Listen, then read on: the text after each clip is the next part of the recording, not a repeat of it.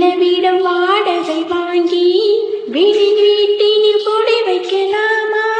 நான் வாழும் வீட்டுக்கு வேறாரும் வந்தாலே தவுமா? மலை தேக்கு நீதான் உன்னை